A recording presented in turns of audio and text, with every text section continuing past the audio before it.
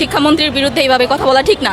শুরুতে দাবি ছিল বন্যার কারণে পরীক্ষা নেওয়া যাবে না, তারপর যুক্তি এলো রোদ উঠেছে, এটাও তো খারাপ আবহাওয়া। আন্দোলনকারী এক নারী শিক্ষার্থীর একটি ভিডিওতে শোনা যায় তিনি বলেন যে রোদ উঠেছে, এই রোদের মধ্যে পরীক্ষা দিচ্ছি, এটা কি খারাপ আবহাওয়া না?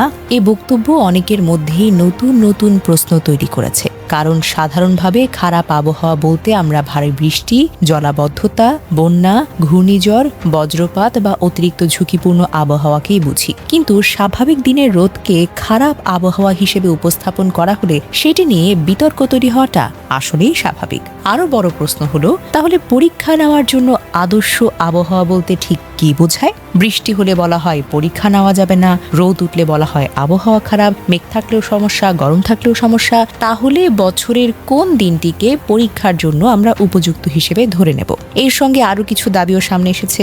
অনেকের কাছেই তা এখন বিস্ময়কর লাগছে। সামাজিক যোগাযোগ মাধ্যমে ছড়িয়ে পড়া বিভিন্ন পোস্ট ও ভিডিওতে দেখা যায় কেউ কেউ দাবি করছেন প্রশ্নটা আরো সহজ করতে হবে, কেউ বলছেন পরীক্ষার হলে কড়া গার্ড আর দেওয়া যাবে না, কেউ বলছেন সিসিটিভি ক্যামেরাটা বেশি আপত্তিজনক, আবার কেউ বলছেন এমন কথা যা পরীক্ষার পরিবেশ মেনে নিতে কোনো চাপই থাকবে না। প্রশ্ন হলো, পাবলিক পরীক্ষা কি আর পরীক্ষা থাকবে, নাকি শুধু উপস্থিত হওয়ার জন্যই একটু আনুষ্ঠানিকতা রয়ে যাবে?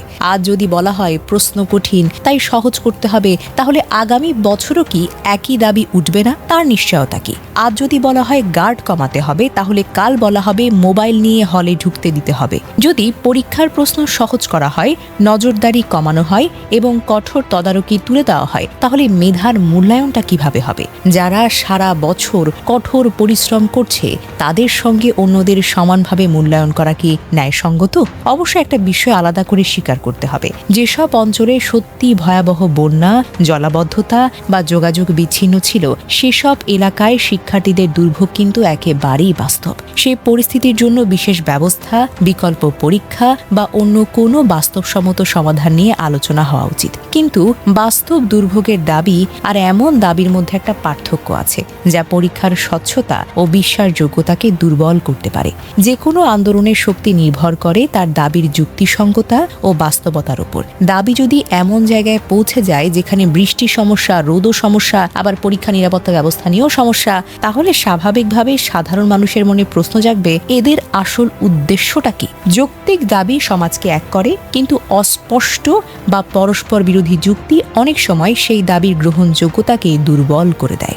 এখন সাধারণ মানুষের মনে একটা প্রশ্ন ঘুরপাক খায়, আসলে চাওয়া হচ্ছেটা কি? সবার জন্য সমান ও ন্যায্য পরীক্ষা, নাকি পরীক্ষার নিয়মটাই বদলে দেওয়া? দুর্যোগে ক্ষতিগ্রস্তদের জন্য বাস্তবসম্মত সমাধান, নাকি পুরো পরীক্ষা ব্যবস্থাকে শিথিল করা? আন্দোলন তখনই শক্তিশালী হয় যখন তার দাবি স্পষ্ট, বাস্তবসম্মত এবং সবার কাছে গ্রহণযোগ্য হয়। কিন্তু যদি প্রতিদিন নতুন নতুন পরস্পর বিরোধী দাবি সবার সামনে আসে, তাহলে মানুষের মনে স্বাভাবিকভাবেই প্রশ্ন জাগে, এটিকে একটি সুসংগঠিত দাবি, নাকি দাবির তালিকা প্রতিদিন বদলে যাচ্ছে?